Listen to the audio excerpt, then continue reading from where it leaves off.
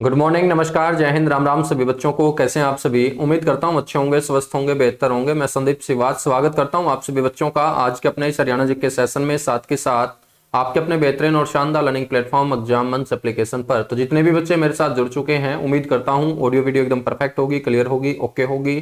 और पिछली क्लास में हम जींद डिस्ट्रिक्ट को पढ़ रहे थे। जींद डिस्ट्रिक्ट में बहुत सारी बेसिक बातें मैं आप लोगों को ऑलरेडी कवर करवा चुका था। तो लास्ट में हमने बच्चों जींद के अंदर पर्यटन स्थल पढ़ने स्टार्ट किए थे, और पर्यटन स्थलों में दो पर्यटन स्थल मैं आप लोगों को पढ़ा चुका था, जिसमें एक हजरत गाबी शाह की दरगाह जो नरवाना जींद के अंदर है, और एक है बुलबुल पर्यटन स्थल जो जींद के अंदर है। आज हम बात करें जींद के अन्य पर्यटन स्थलों की, तो यहां पर आपको ध्यान रखना है एक जयंती पुरातात्विक संग्रहालय भी है।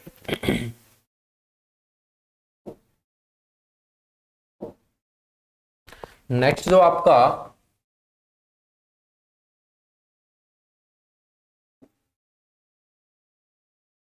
पर्यटन स्थल होगा वो होगा जयंती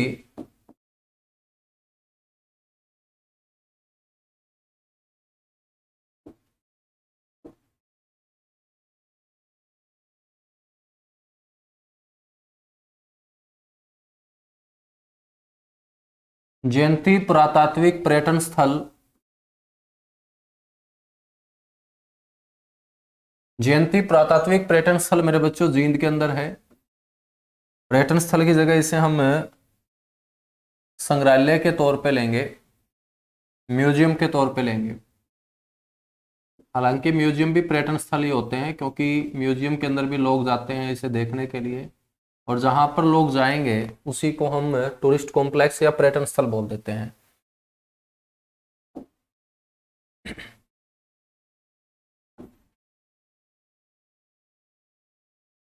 बच्चों, इसका जो उद्घाटन किया गया था वो पेपर में पूछा गया कि इसका उद्घाटन किसके द्वारा किया गया था। तो उद्घाटन किया कब गया था, एक तो आपको ये याद रखना है। उद्घाटन इसका किया गया था 28 जुलाई 2007 को। 28 जुलाई 2007 तत्कालीन गवर्नर, तत्कालीन का मतलब होता है 2007 में जो अपने हरियाणा के राज्यपाल थे, गवर्नर थे,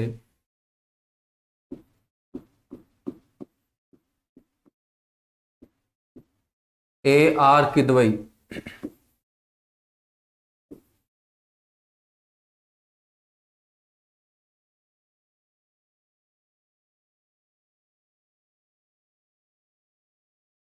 AR किदवई के द्वारा। नेक्स्ट हम बात करेंगे यहां पर और कौन सा पर्यटन स्थल है बच्चों।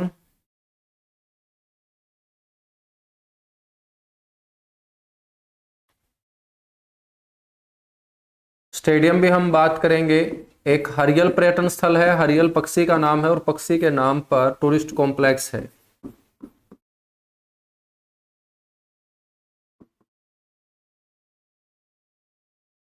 हरियल जो पर्यटन स्थल है बच्चों वो नरवाना में है।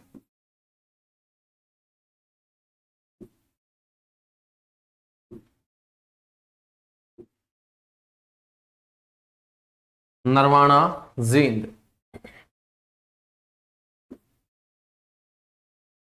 हरियल पर्यटन स्थल के बाद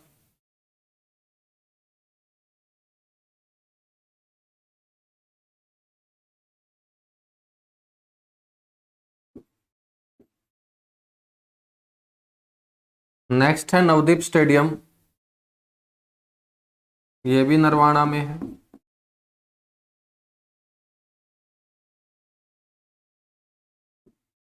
नवदीप स्टेडियम के साथ साथ अर्जुन स्टेडियम,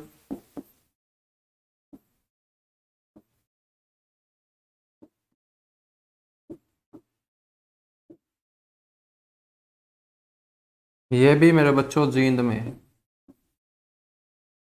जींद के अंदर एक और स्टेडियम ध्यान रखना है, एकलव्य स्टेडियम।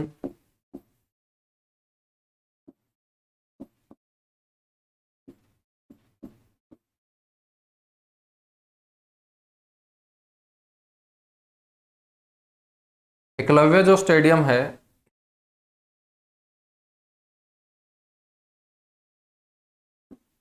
ये भी जींद के अंदर है।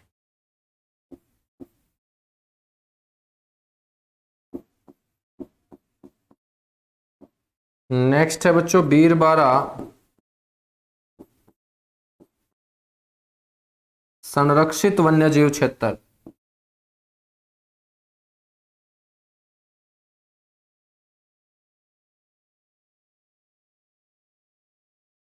बीरबारा संरक्षित वन्यजीव क्षेत्र ये आपका कहाँ होगा बच्चों? जींद में ही होगा। बीरबारा संरक्षित वन्यजीव क्षेत्र ये भी जींद के अंदर होगा। तो ये आपको जींद के अंदर कुछ पर्यटन स्थल ध्यान रखने हैं। अब हम बात करते हैं यहां पर शिक्षा और संस्थानों की।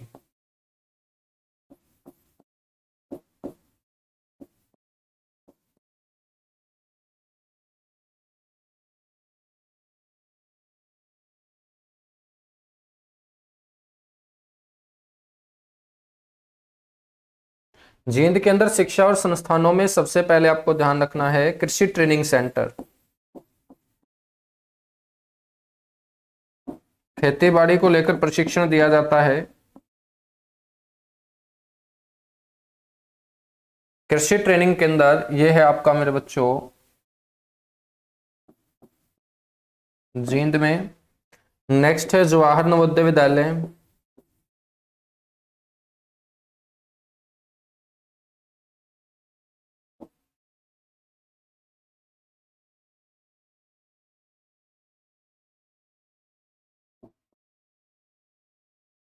जवाहर नवोदय विद्यालय है बच्चों खुंगा कोठी के अंदर।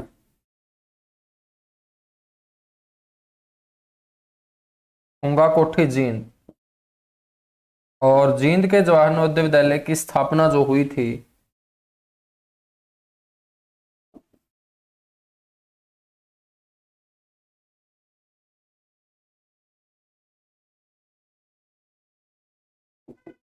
वो 1986 में हुई थी। 1986 1986 के अंदर इसे स्थापित किया गया था। हाँ युजवेंद्र चहल क्रिकेटर, बिल्कुल ये पढ़ेंगे, सारी की सारी बातें पढ़ेंगे भाई। युजवेंद्र चहल को भी पढ़ेंगे।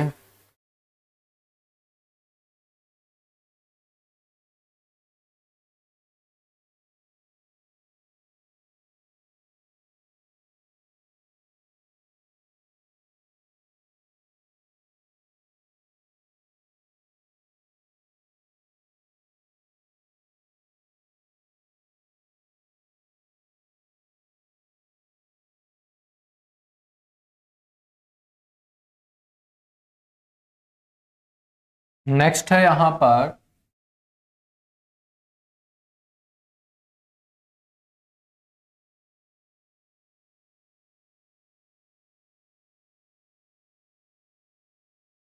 रणबीर सिंह विश्वविद्यालय।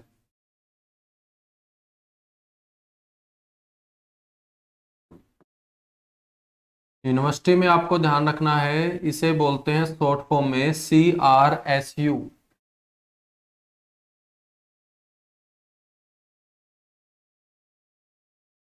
CRSU Chaudhary Ranbir Singh university. स्थापना की बात करें तो 2014 में इसे स्थापित किया गया था।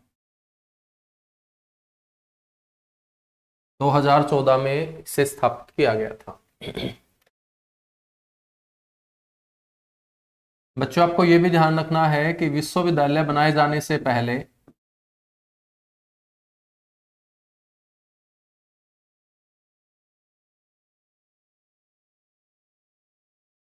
विश्वविद्यालय बनाए जाने से पहले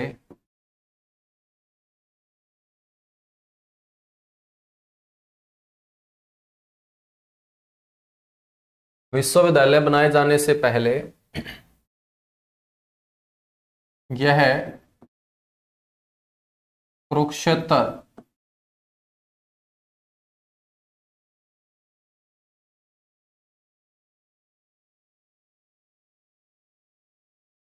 यूनिवर्सिटी कुरुक्षेत्र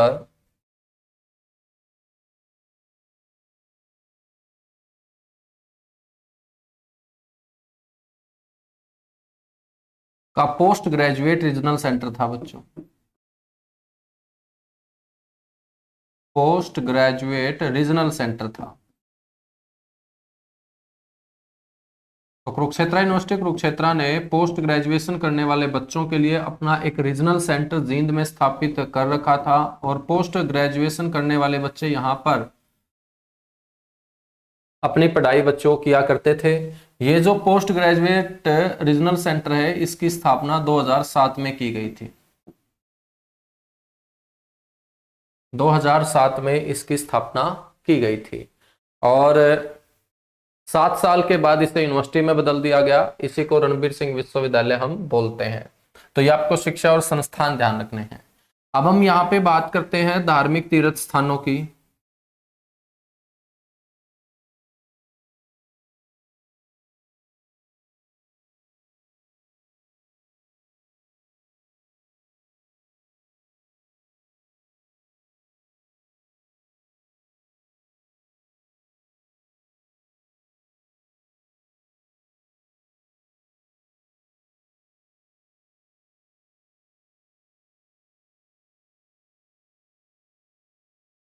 धार्मिक तीर्थ स्थानों की बात करेंगे। धार्मिक तीर्थ स्थानों में बच्चों एक तीर्थ आपको ध्यान रखना है, पांडु पिंडारा तीर्थ।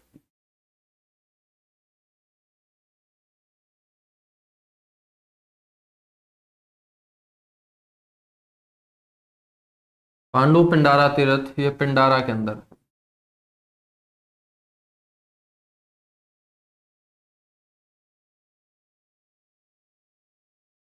तीर्थ का मतलब पूजनीय स्थान होता है, जहां पर लोगों की आस्था उस जमीन के साथ जुड़ी हो। और बच्चों पांडु मतलब 5 पांडव, पिंडारा का मतलब पिंड भरने से है। और महाभारत युद्ध खत्म होने के बाद आपको यह पता होना चाहिए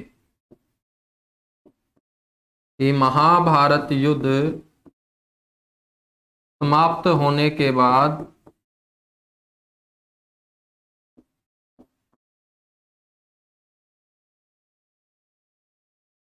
पांडवों द्वारा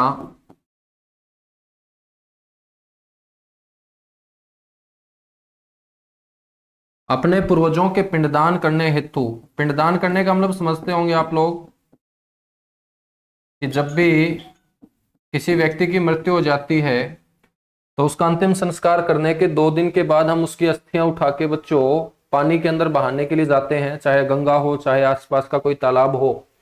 और जब उन अस्थियों को हम बहाते हैं तो उसके लिए अच्छी अच्छी जो बातें बोलते हैं उसी को पिंड भरना बोलते हैं। ठीक है, तो पांडवों द्वारा अपने पूर्वजों के पिंडदान करने हेतु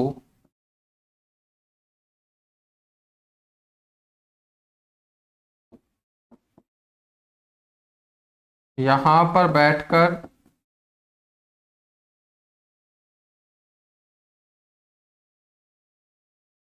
12 वर्ष तक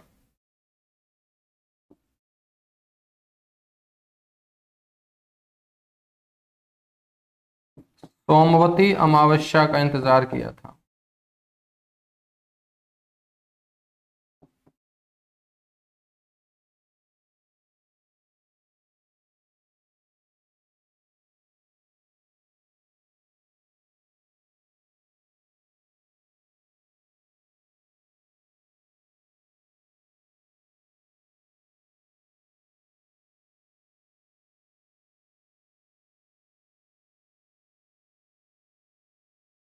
ठीक है बच्चों, यह है पांडु पिंडारा तीर्थ। उसके बाद नेक्स्ट है इक्कस तीर्थ।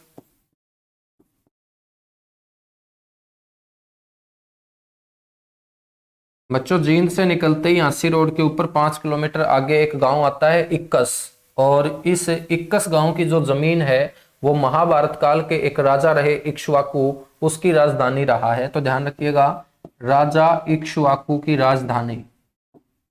महाभारत काल के अंदर एक राजा हुए हैं इक्ष्वाकु, तो राजा इक्ष्वाकु की राजधानी हरियाणा का कौन सा स्थान माना जाता है बच्चों? इक्कस है। और राजा इक्ष्वाकु के कारण ही इस जगह का नाम क्या पड़ा है? इक्कस पड़ा है। इस इक्कस गांव के अंदर एक तालाब है, और उस तालाब के अंदर युद्ध के अंतिम दिनों में दुर्योधन आकर छिपे थे, और इसी तालाब से भीम के द्वारा उस दुर्योधन को ढूंढ के निकाला गया था। और जिस तालाब से निकाला गया भीम के द्वारा दुर्योधन को ढूंढने के कारण इसे बोलते हैं ढूंढू तीर्थ। ढूंढू जो तीर्थ है मेरे बच्चों, ये इक्कस गांव में है।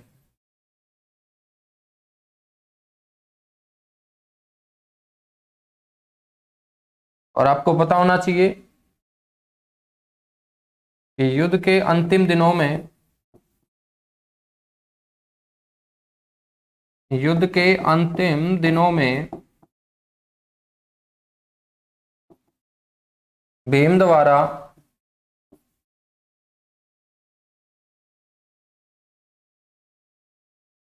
दुर्योधन को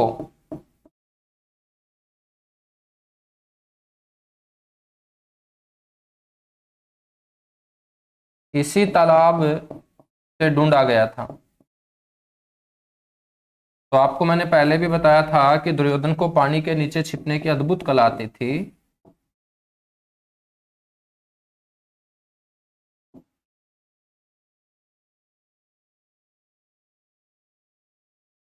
ठीक है बच्चों, इसे बोलते हैं कौन सा तीर्थ?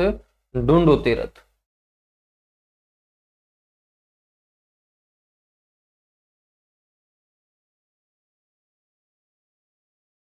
बहुत अच्छे भाई, बहुत अच्छे, बहुत अच्छे।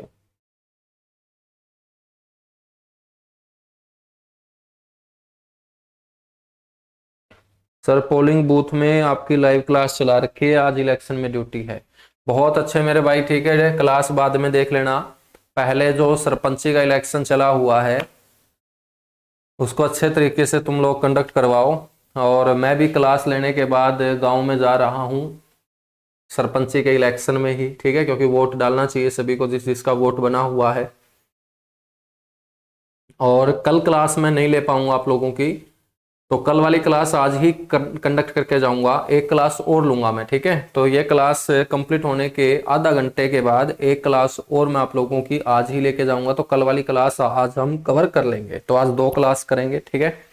तो 21 गांव युद्ध के अंतिम दिनों में भीम के द्वारा दुर्योधन को इस तालाब के पानी के नीचे बच्चों जब वो छिपा हुआ था ढूंढने का काम किया था, और ढूंढने के कारण इसे बोलते हैं कौन सा तीर्थ?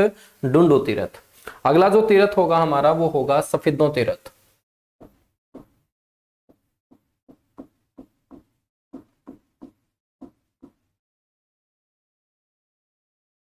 अगला तीर्थ है बच्चों सफेदों तीर्थ। सफेदों जो तीर्थ है ये सफेदों में होगा।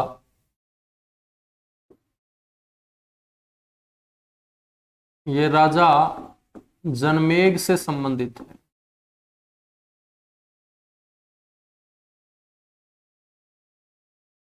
सर्प का मतलब सांप होता है, दमन का मतलब खात्मा होता है। तो यहां से बच्चों सांपों को खत्म किया गया था। क्यों किया गया? क्योंकि राजा जनमेग के जो पिता थे परीक्षित थे, और परीक्षित के पिता कौन थे? अभिमन्यु थे। अभिमन्यु के पिता कौन थे? अर्जुन थे। अर्जुन के पिता कौन थे? पांडु थे। तो बच्चों इस तरीके से इनकी वंशावली है। तो राजा जो परीक्षित हुए हैं, राजा जो परीक्षित, जिनकी राजधानी मैंने हस्तिनापुर भी बताई, असंध भी बताई आपको करनाल के अंदर, तो राजा परीक्षित की मृत्यु का बदला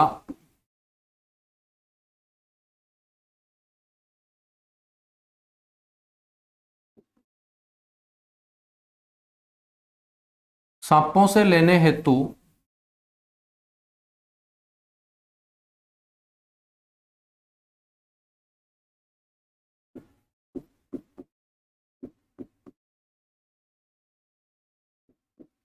उनके बेटे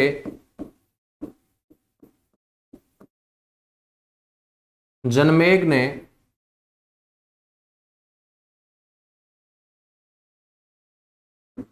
यहां पर एक महान यज्ञ का आयोजन करवाया था। यहां पर एक महान यज्ञ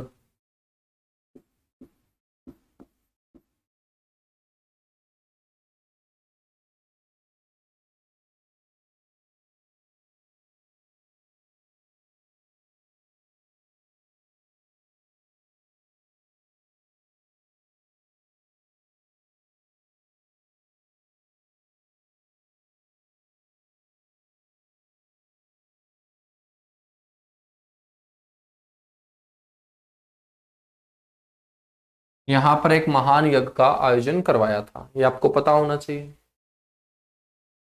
बच्चों राजा परीक्षित की जो मृत्यु हुई थी वो कौन से नाग के काटे जाने के कारण हुई थी? उस नाग का नाम भी पेपर में पूछ लिया जाता है। नाग का नाम है तक्षक।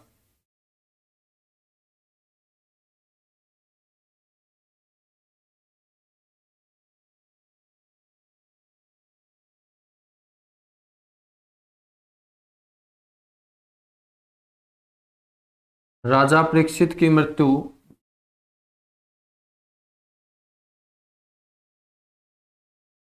तक्षक नाग के काटे जाने के कारण।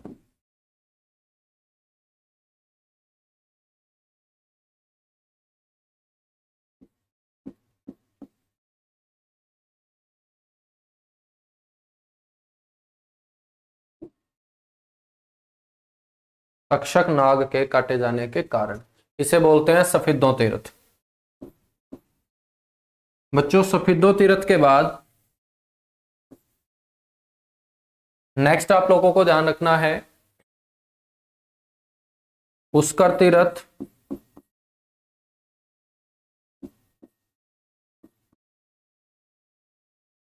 पुष्कर तीर्थ जो है ये पोंकड़ी गांव के अंदर है।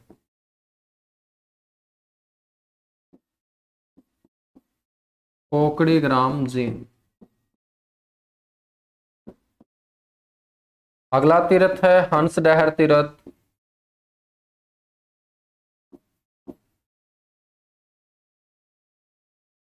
हंसडहर तीर्थ हंसडहर गांव में है और हंसडहर नाम का गांव नरवाना तहसील का गांव है। बच्चों नाम से ही पता चल रहा है कि यहाँ पर हंस नाम के पक्षी के साथ कोई ना कोई कहानी जुड़ी हुई है। हंस आपने सुना होगा, एक पक्षी है, देखा भी होगा। तो इसी हंस नाम के पक्षी के ऊपर भगवान ब्रह्मा बैठकर आए थे। इस जगह के ऊपर जो नरवाना का ये गांव बसा हुआ है वो आए थे किस लिए? वहां पर एक शादी चल रही थी और शादी थी कृदम मुनि की। कृदम मुनि कौन है बच्चों? कपिल मुनि के पिता हैं। कृदम मुनि कपिल मुनि के पिता हैं, जिनकी तपस्थली आप लोग कलायत पढ़ते हो। तो कृदम मुनि की शादी में ध्यान रखना है, कृदम मुनि की शादी में भगवान ब्रह्मा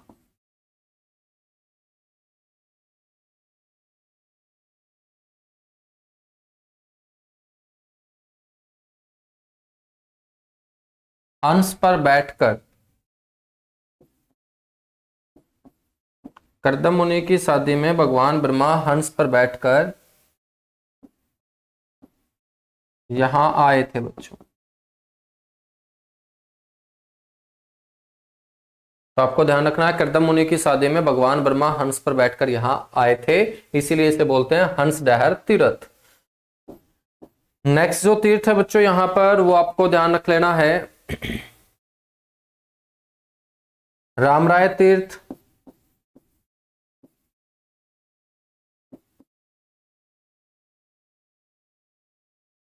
रामराय तीर्थ जो होगा ये रामराय गांव में होगा और रामराय गांव है जींद डिस्ट्रिक्ट का ही गांव। भगवान परशुराम की जन्म स्थली माना जाता है और तप स्थली भी माना जाता है रामराय गांव।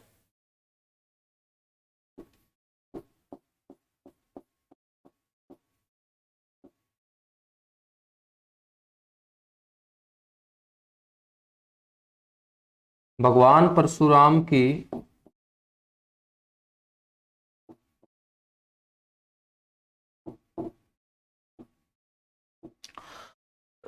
जन्म स्थली माना जाता है। रामराय तीर्थ के बाद अगला तीर्थ है हटकेश्वर तीर्थ।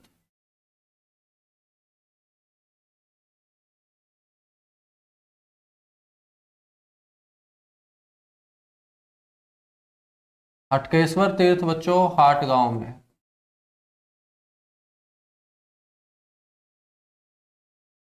और हाट गांव है जींद डिस्ट्रिक्ट का गांव। बच्चों ये जो हो हटकेश्वर तीर्थ है इससे दधीची नाम के ऋषि संबंधित हैं। कौन से ऋषि से संबंधित है? ये दधीची ऋषि से संबंधित है। बताया जाता है एक बार सृष्टि को खतरा हुआ एक राक्षस से और उस राक्षस का वध भगवान इंद्र से नहीं हो रहा था। तो किसी ने सलाह दी कि इस राक्षस का जो वध है इस राक्षस की जो मृत्यु है वो एक ऋषि की हड्डियों में छिपी हुई है। और इंद्र भगवान को जब बोला गया कि आप धरती के ऊपर जाइएगा और दधीची नाम का आपको एक ऋषि मिलेगा, उस ऋषि से आप सारी की सारी हड्डियां दान में मांगिएगा, और यदि वो दधीची नाम का ऋषि खुशी खुशी आपको सारी की सारी अपने शरीर की हड्डियां दे देता है, तो उनकी हड्डियों से आपको एक औजार बनाना है, और उन्हीं की हड्डियों से बने हुए औजार से इस राक्षस का जो वध है वो लिखा हुआ है। तो जब भगवान इंद्र को उस राक्षस की मृत्यु का रहस्य पता चलता है, तो भगवान इंद्र आते हैं दधीची नाम के ऋषि को ढूंढते ढूंढते, और दधीची नाम के ऋषि इस जगह के ऊपर बैठे हुए तपस्या कर रहे थे। तो भगवान इंद्र ने बच्चों सारी की सारी बातें उस दधीची नाम के ऋषि के आगे रखी। तो दधीची नाम का ऋषि खुश हो जाता है कि मेरे कारण यदि सृष्टि बचती है, मेरे कारण यदि उस राक्षस का वध होता है, तो मैं खुशी खुशी अपनी हड्डियां आपको देने को तैयार हूं। और वैसे भी मैं बूढ़ा हो चुका हूं, यदि मैं तैयार नहीं भी होऊंगा हड्डियां देने के लिए, तो 2-3 साल के बाद भगवान इंद्र आप अपने पास वैसे भी बुला लोगे, क्योंकि बूढ़ा व्यक्ति है, 3-4 साल और जी सकता था। तो दधीची नाम के ऋषि बोलते हैं कि शमम भगवान है, यदि मेरा शरीर लेने के लिए आए हैं तो इससे अच्छी और मेरे लिए खुशी की बात हो नहीं सकती है, लेकिन मेरी जो हड्डियां हैं वो एक भगवान के हाथों में जाएंगी, तो मैं अपने आप को पहले पवित्र करना चाहता हूं। और दधीची नाम के ऋषि के द्वारा 68 जगह से पानी मंगवाकर बच्चों 68 तीर्थ स्थानों से पानी मंगवाकर अपने आप को पवित्र करने का काम किया था। 68 तीर्थ स्थानों से मंगवाए गए पानी से जब इन्होंने यहां पर स्नान किया, तो बच्चों इस गांव के अंदर 68 तीर्थों का क्या हो जाता है, संगम हो जाता है। क्योंकि 68 जगह से मंगवाया गया पानी जब स्नान करते हुए इस गांव की धरती के ऊपर गिरा होगा, तो ये धरती संगम बन जाएगी 68 तीर्थों का। और इसीलिए जो ये होट गांव है इसे कहा जाता है 68 तीर्थों का संगम। तो आपको ये पता होना चाहिए कि भगवान इंद्र को अपनी हड्डियां दान में देने से पहले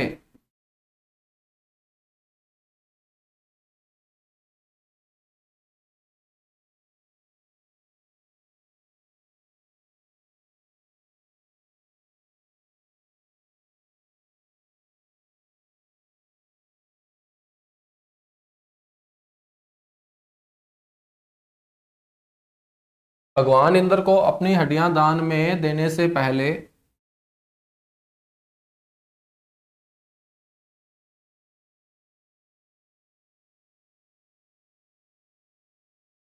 दधीची ऋषि द्वारा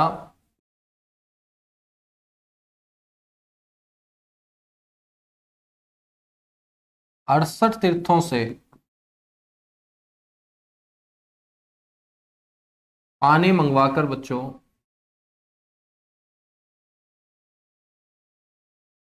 क्या किया था, स्नान किया था।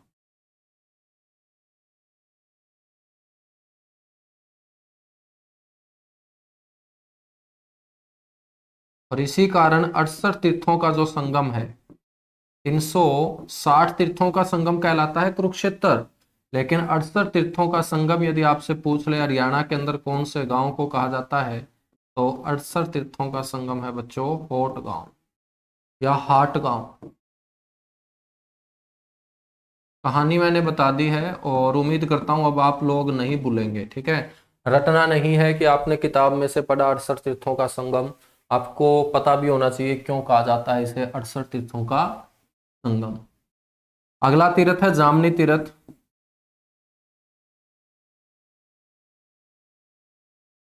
जामनी तीर्थ जो है बच्चों ये जामनी के अंदर है।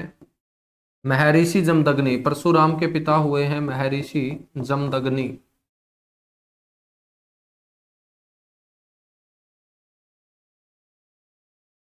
महर्षि जमदग्नि से संबंधित है ये।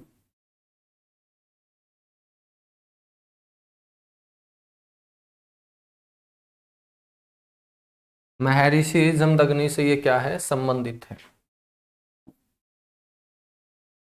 जामनी तीर्थ के बाद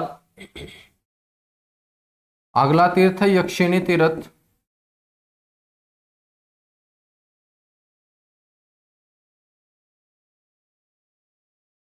यक्षिणी तीर्थ है दिखनी खेड़ा।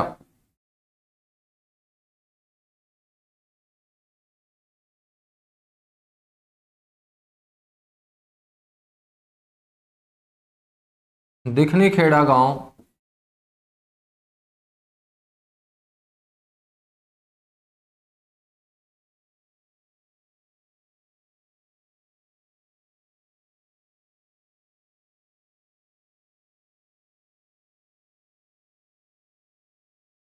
सर्पदमन कहा जाता है, बिल्कुल भाई, सफेदों को सर्पदमन कहा जाता है। ठीक है, सफेदों का पुराना नाम क्या है? सर्पदमन है। ये आप सारे के सारे बच्चे जानते हो। बाकी सांप वाली कहानी मैंने आप लोगों को बता भी दी है। ठीक है,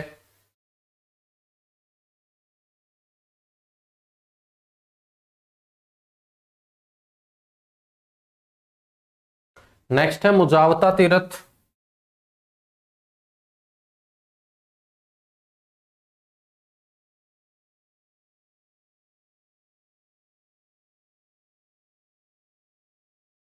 बच्चों ये निरंजन गांव के अंदर है।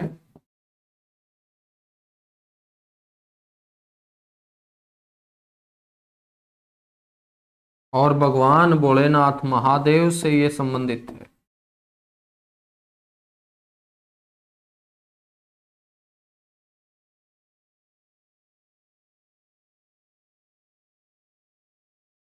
महादेव से ये क्या है? संबंधित है। ये बड़ा इंपॉर्टेंट है तीर्थ, आपको ध्यान रख लेना है। ठीक है,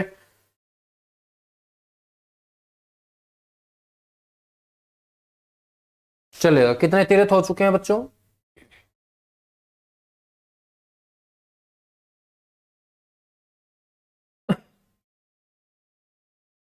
डूंडू तीर्थ हमने पढ़ लिया है, डूंडू तीर्थ। इसके अलावा एक और तीर्थ है, अश्विनी तीर्थ। टोटल एक बार काउंट करके मेरे को बताओ कितने तीर्थ हो चुके हैं। एक तीर्थ और याद रख लेना, अश्विनी तीर्थ। डूंडू तीर्थ से एक और क्वेश्चन पूछा जाता है। ये जो डूंडू तीर्थ है, इसका वर्णन आपसे पूछा जाएगा कि इसका वर्णन कौन सी किताब में मिलता है। तो आपको ध्यान रखना है, अभिज्ञान शाकुंतलम। ये बड़ा इंपॉर्टेंट क्वेश्चन है, पेपर में पूछा गया है, इसलिए मेरे ध्यान आया है। अभिज्ञान शाकुंतलम में कौन से हरियाणा के तीर्थ स्थल का वर्णन मिलता है?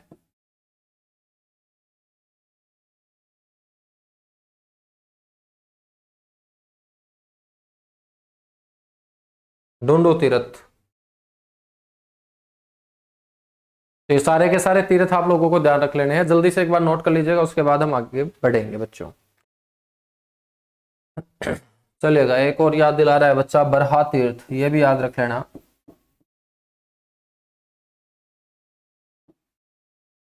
बरहा तीर्थ भी जींद में है, और ये भगवान विष्णु के बरहा अवतार से संबंधित है।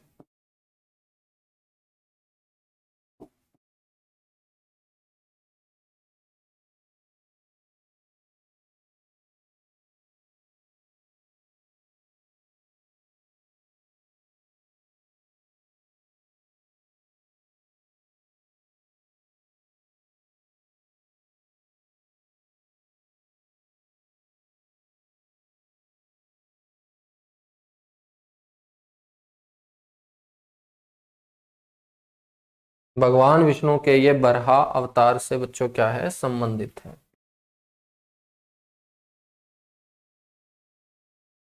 गुड मॉर्निंग भाई, good morning, good morning, good morning. तो कीजिएगा नोट, अब हम बात करेंगे जींद के अंदर व्यक्तित्व की बात करेंगे बच्चों। महान व्यक्तित्व, ग्रेट पर्सनालिटी की चर्चा करेंगे। तो जल्दी से नोट कर लीजिएगा, नोट करने के बाद डन लिखिएगा।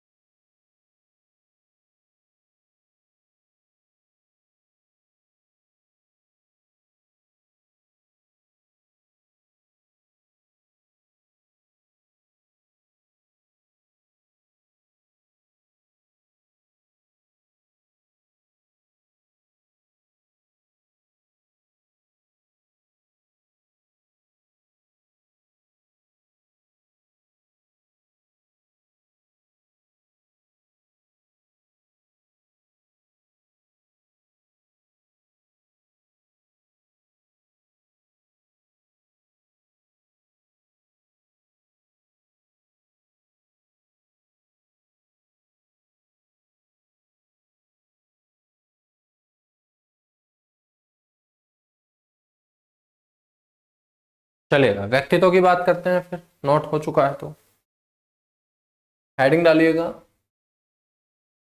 महान व्यक्तित्व।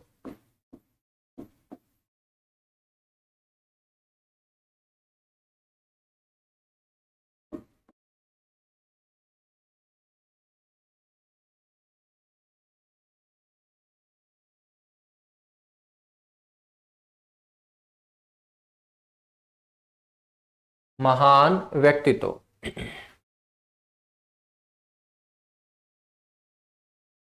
महान व्यक्तित्व की हम चर्चा करें तो सबसे पहले यहां पर आपको ध्यान रखना है बच्चों, कविता दलाल।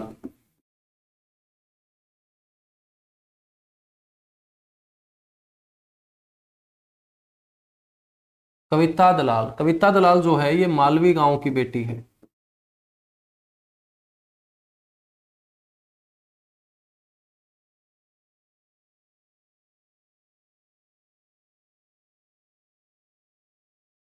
मालवी गांव जींद। ध्यान रखना है ये भारत की पहली महिला, भारत की प्रथम, भारत की प्रथम WWE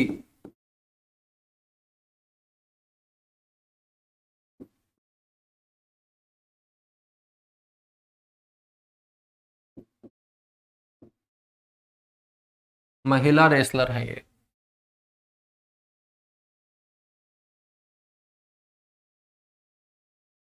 बच्चों जो ग्रेट खली है, जिन्हें आप दिलीप राणा के नाम से जानते हैं, तो ग्रेट खली के द्वारा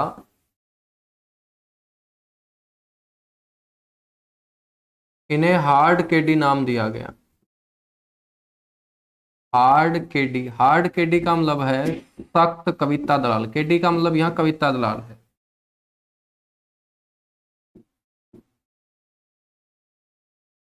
हार्ड केडी नाम इनको क्या है, दिया गया बच्चों। तो कविता दलाल के बारे में आपको ये बातें ध्यान रखनी। नेक्स्ट है अंशु मलिक, निडानी गांव की बेटी है, प्रसिद्ध रेसलर है।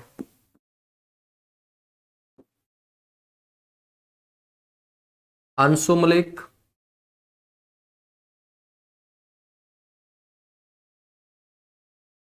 निडानी गांव जींद। आपसे पूछा जाएगा कि ये कौन से गेम से संबंधित है, तो प्रसिद्ध रेसलिंग खिलाड़ी हैं बच्चों।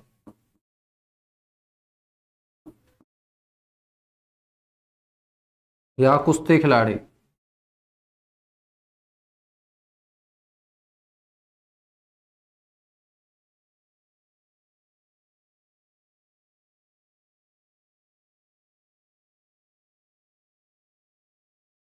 अंशु मलिक के बाद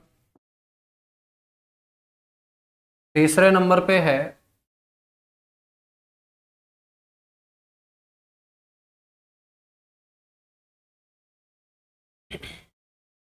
मंजीत चहल।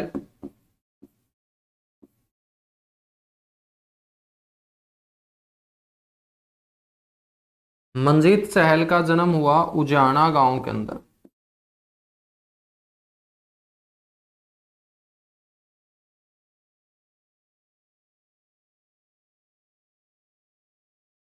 उजाना गांव जींद। बच्चों मंजीत चहल जो हैं ये प्रसिद्ध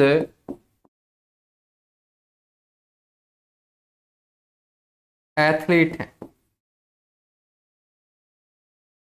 और एथलीट के अंदर आपको ध्यान रखना है बहुत सारे गेम शामिल होते हैं, तो ये रेसर हैं, धावक हैं।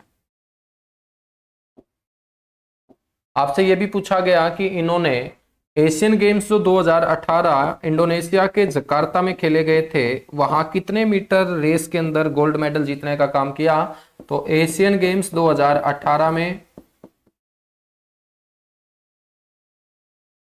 800 मीटर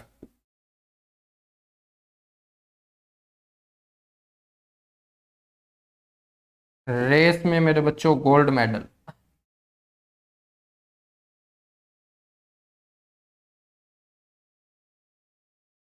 जीतने का इन्होंने काम किया था। मनजीत सहल के बाद चर्चा करते हैं हम यजुवेंद्र चहल की।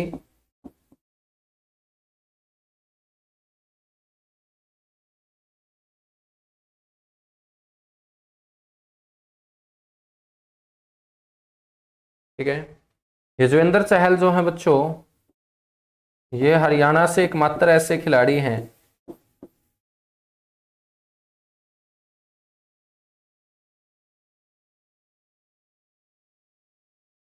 हरियाणा से एकमात्र खिलाड़ी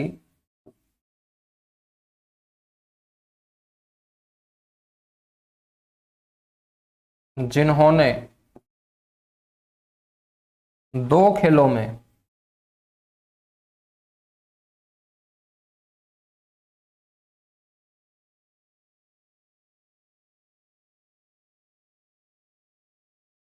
अंतर्राष्ट्रीय स्तर पर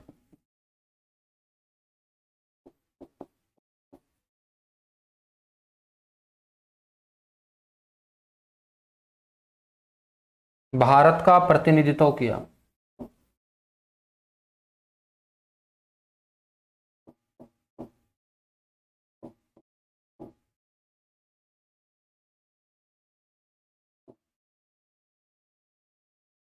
भारत का प्रतिनिधित्व किया।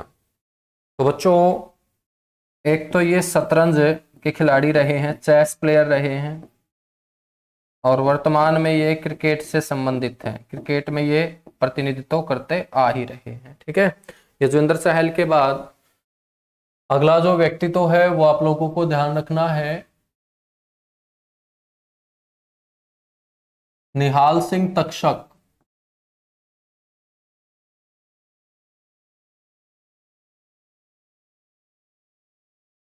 निहाल सिंह तक्षक। बच्चों, निहाल सिंह तक्षक का जींद से संबंध रहा है। इनका जो जन्म है वो तो चरखी दादरी में हुआ 1939 में।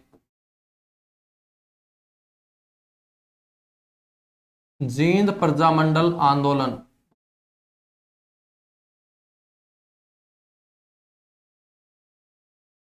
1939 के अंदर जींद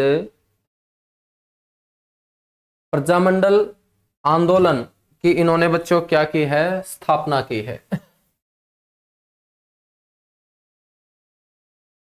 के संस्थापक निहाल सिंह तक्षक रहे हैं।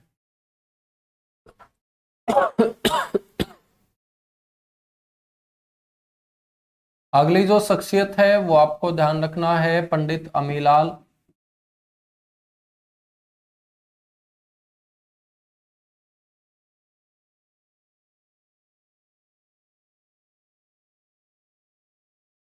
पंडित अमीलाल जो हैं बच्चों, जींद के रहने वाले, बताया जाता है इन्होंने महात्मा गांधी की सेवा की थी।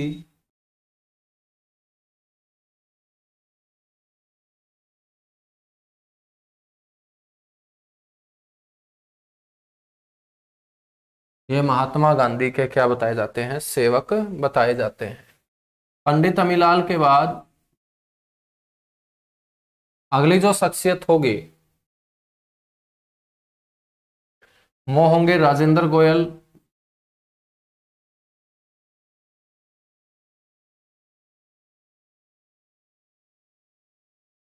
राजेंद्र गोयल ये नरवाना से और हरियाणा की रणजी क्रिकेट टीम का ये हिस्सा रहे हैं। तो पूरो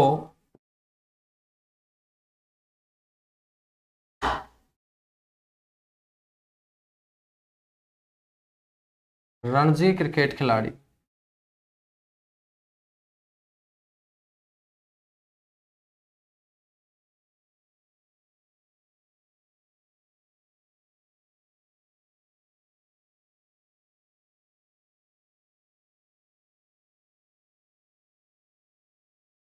नेक्स्ट हम बात करेंगे सीताराम पांचाल।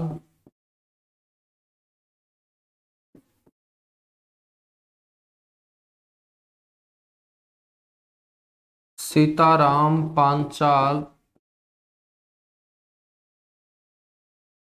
और सीताराम पांचाल रहे हैं बच्चों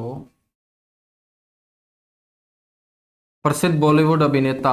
नरवाना के बिरबल नगर में ये पैदा हुए, तो नरवाना जीत से इनका संबंध है और अब ये मृत्यु को प्राप्त हो चुके हैं। बॉलीवुड की बहुत सारी फिल्मों में इन्होंने जबरदस्त एक्टिंग की है। बॉलीवुड अभिनेता। पेपर में एक बार इनकी प्रसिद्ध फिल्में भी पूछी गई। क्वेश्चन आपसे इस तरीके से पूछा गया था कि निम्नलिखित में से बॉलीवुड की कौन सी फिल्म में सीताराम पांचाल ने एक्टिंग नहीं की है। तो बच्चों प्रसिद्ध फिल्मों में ध्यान रखना, एक तो है पान सिंह तोमर,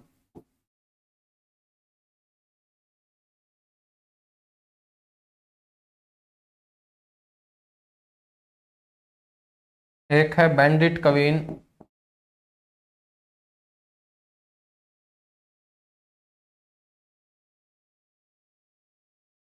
और एक है पीपली लाइव।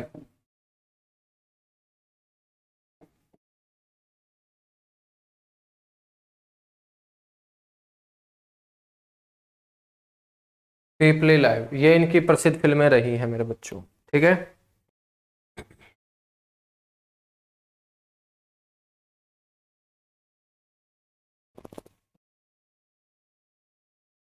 नेक्स्ट है सुमन कुंडू।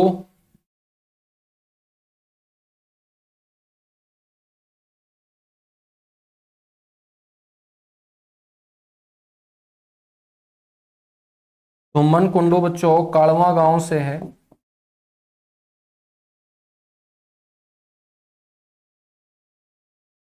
कालवा गांव से प्रसिद्ध रेसलर।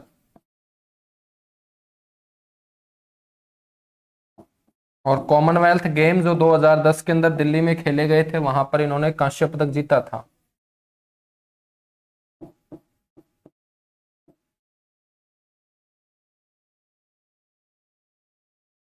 कॉमनवेल्थ गेम्स 2010 में कांस्य पदक। नेक्स्ट है बच्चों महावीर गुड्डू।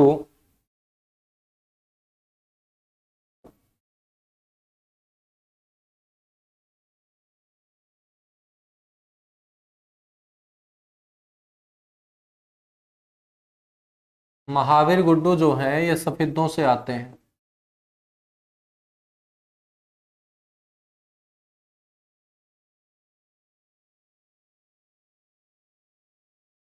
शिव भगत है बच्चों। भगवान शिव में आस्था रखते हैं।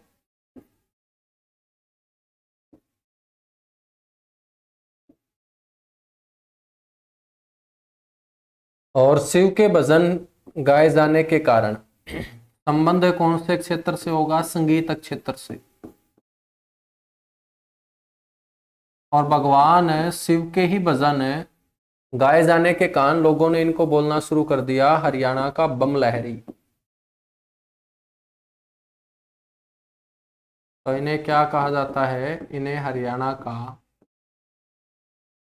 बम लहरी कहा जाता है। महावीर गुड्डू के बाद नेक्स्ट है बच्चों श्रवण कुमार गर्ग।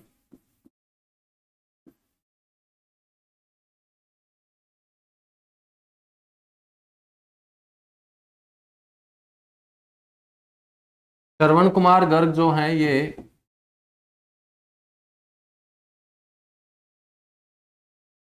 भी सफेदों से आते हैं। सफेदों जीन से। श्रवण कुमार गर्ग भी कहां से आते हैं? सफेदों जीन से आते हैं। श्रवण कुमार गर्ग हरियाणा गौ सेवा आयोग के अध्यक्ष हैं बच्चों।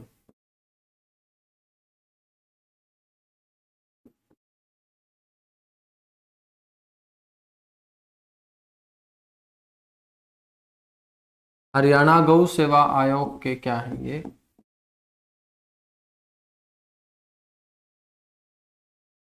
अध्यक्ष हैं।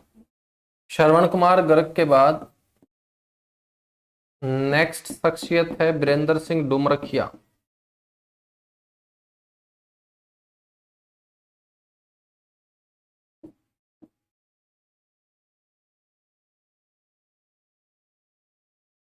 वीरेंद्र सिंह डुमरखिया, डुमरखा गांव से हैं बच्चों।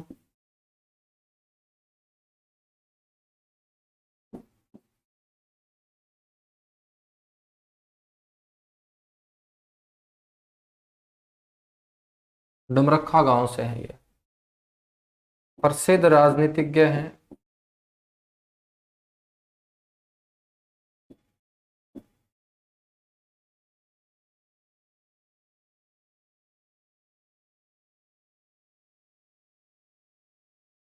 प्रसिद्ध राजनीतिज्ञ हैं। बांगर का इन्हें शेर कहा जाता है। बांगर का शेर नाम से ये प्रसिद्ध हैं राजनीति के अंदर। और इन्हीं के बेटे वर्तमान में हिसार लोकसभा क्षेत्र से 17वीं लोकसभा में लोकसभा सांसद हैं बच्चों। तो ये कुछ यहां से आप लोगों को प्रसिद्ध शख्सियत क्या है ध्यान रखनी है।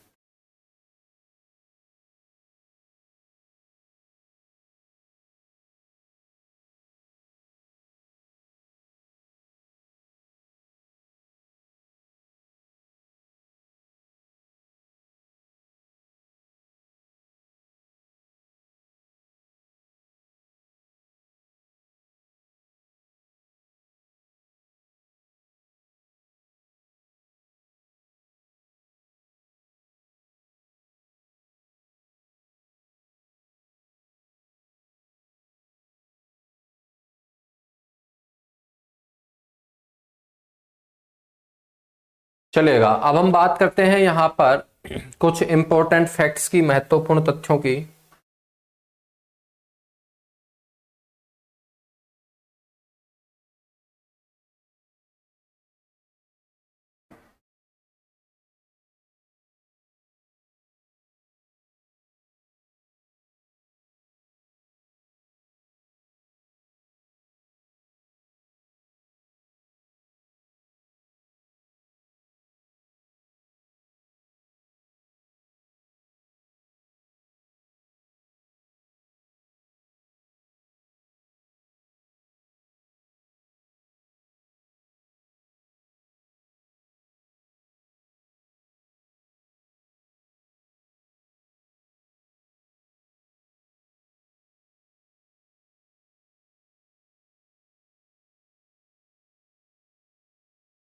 महत्वपूर्ण तथ्य, इंपॉर्टेंट फैक्ट्स।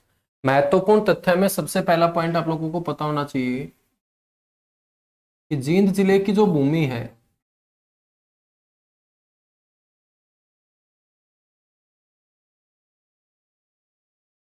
जींद जिले की जो भूमि है बच्चों,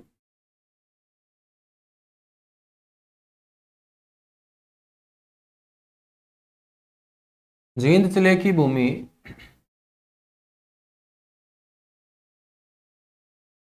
घग्गर और यमुना नदी के द्वारा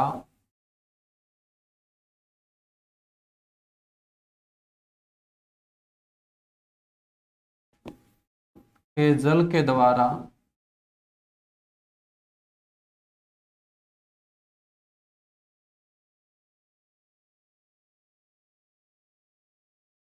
बहाकर लाई गई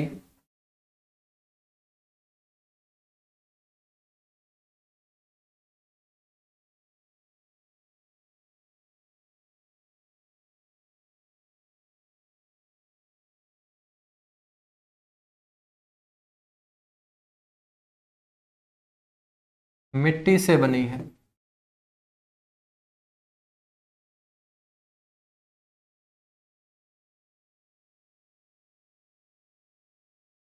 घग्गर व यमुना नदी के जल के द्वारा बहाकर लाई गई मिट्टी से बनी है।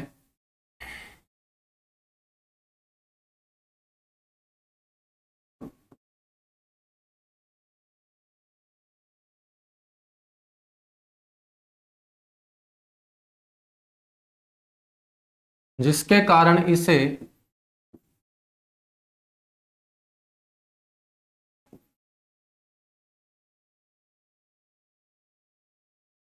एल्यूविल या आयोलियन भूमि।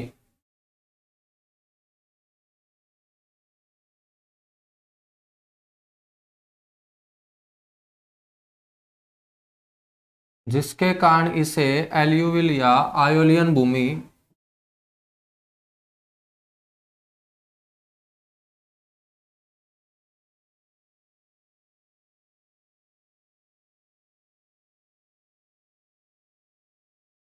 कहा जाता है। बच्चों आपको यह भी पता होना चाहिए कि जींद हरियाणा में जाट बेल्ट का चौथा जिला है। जींद जिला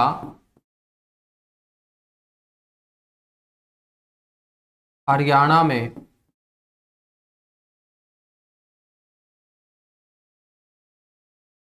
जाट बेल्ट का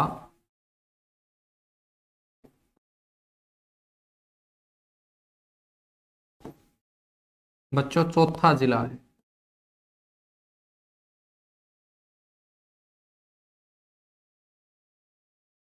ठीक है। सर जाट बेल्ट का चौथे जिले का मतलब क्या होगा? जाटों की संख्या बच्चों। ठीक है, जाट वर्ग आप सभी जानते हैं। तो यहां पर यदि आपसे पहला जिला पूछ ले जाट बेल्ट का, तो आप लोगों को बोलना है सोनीपत। पेपर में चौथा जिला पूछा गया जाट बेल्ट का, तो पहला है सोनीपत। आपसे मेरे बच्चों दूसरा जिला पूछ ले, आपको बोलना है रोहतक। जाट बेल्ट का दूसरा जिला कौन सा होगा? रोहतक। और आपसे तीसरा पूछ ले, तो जाट बेल्ट का तीसरा जिला हरियाणा में होगा हिसार। पहला सोनीपत, दूसरा रोहतक, तीसरा हिसार और चौथा कौन सा होगा? जींद होगा। ठीक है। नेक्स्ट आपको यह भी ध्यान रखना है कि प्रदेश का प्रथम ग्राम सचिवालय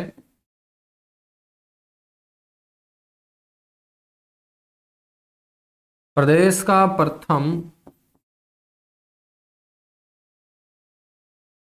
ग्राम सचिवालय, विलेज सेक्रेटेरिएट, जहां पर ग्राम सचिव भर्ती करने के बाद बैठाए जाएंगे।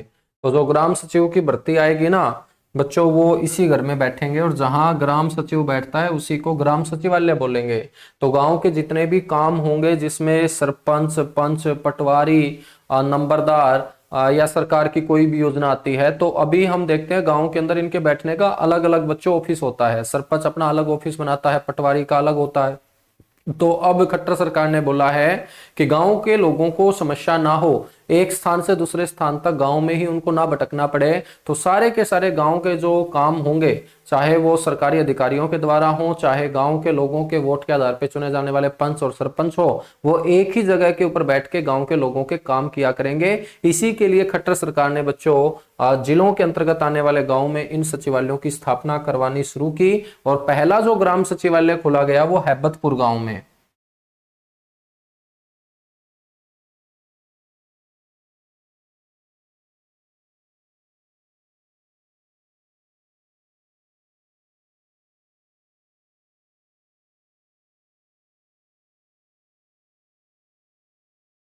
हैबतपुर गांव जींद। तो प्रदेश का पहला जो ग्राम सचिवालय है यह हैबतपुर गांव जींद के अंदर स्थापित किया गया है बच्चों। यहां तक बातें क्लियर हुई? बहुत अच्छे। नेक्स्ट हम बात करें,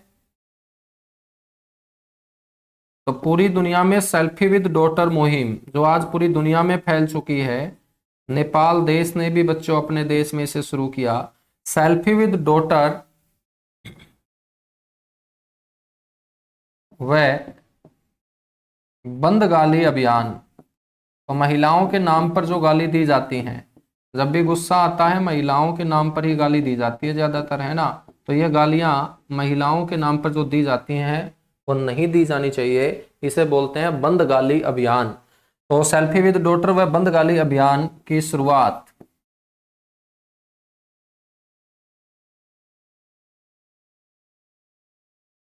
सुनील जागलान द्वारा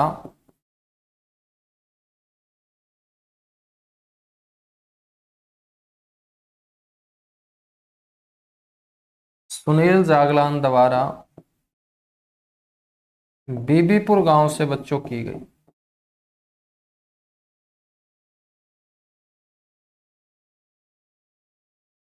बीबीपुर गांव जींद।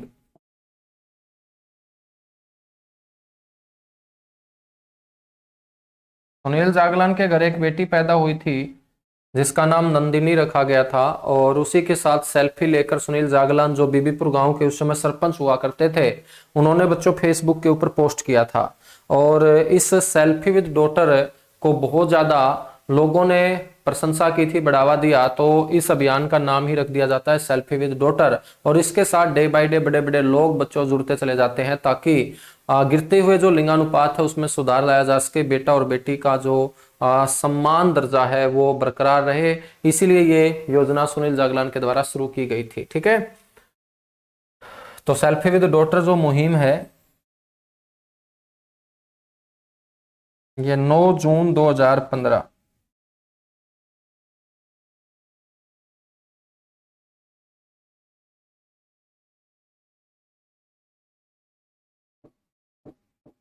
को शुरू हुई थी बच्चों।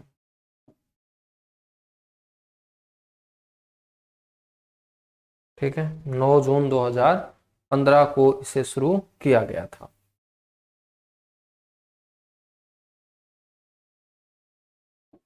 जींद एक ऐसा जिला भी है बच्चों, जींद एक ऐसा जिला है जहां पर